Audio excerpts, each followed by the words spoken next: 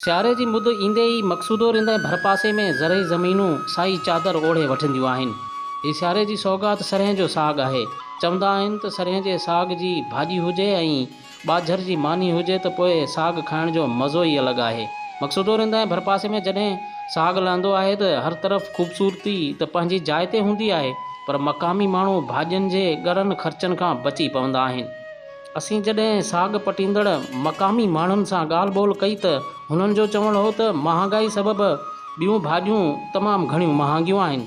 साग लहण सां असांजे पैसे जी बचति बि थींदी आहे ऐं साग खे असां सुखड़ी तौरु सिंध जे मुख़्तलिफ़ शहरनि ॾांहुं पिणु उमाणींदा आहियूं, जॾहिं त परे परे खां माण्हू सरह जे साग खे पटण लाइ पिणु हिते ईंदा आहिनि। हुननि वधीक आवाज़ टीवी न्यूज़ सां ॻाल्हाईंदे चयो त भाॼियूं थी विया आहिनि महांगियूं। असीं ग़रीब माण्हू भाॼियुनि खे पहुचो नथा सघूं। असां हाणे साग पटे पंहिंजी भाॼी ठाहियूं था। ग़रीब माण्हू केॾा वञनि। साइकिल मोटर आहिनि किन वटि गाॾियूं आहिनि, के त 12 बजे बि साइकिल मोटर ते ईंदा आहिनि, पटे वेंदा आहिनि। बाबा साग जेको आहे सुठी भाॼी आहे। माण्हू अलाए किथां किथां खां पटी वेंदा आहिनि मक़सूद रिंद खां। असां बि पाण खाऊं पिया, ई सुठी भाॼी आहे। माण्हू अलाए किथां किथां खां पटंदा, शौक़ सां खाईंदा। सरह माशाल्लाह किथां किथां माण्हू ईंदा आहिनि पटण, भाॼी भली थींदी आहे।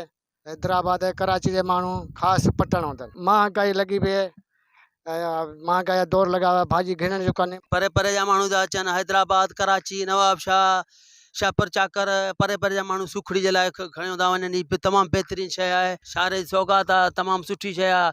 12 महीने जी थिए थी। हिननि जो चवणु हो त महांगाई जे हिन दौर में भाॼियूं तमामु घणियूं महांगियूं आहिनि। साग लहण सां असांजो भाॼी जो ख़र्च बची पवे थो, जॾहिं त सरह जे साग खे ॿियनि शहरनि ॾांहुं सुखड़ी तौरु पिणु उमाणियो वेंदो आहे। कैमरामैन शहबाज़ अली रिंद सां गॾु आबिद रिंद, आवाज़ टीवी न्यूज़, मक़सूदो रिंद।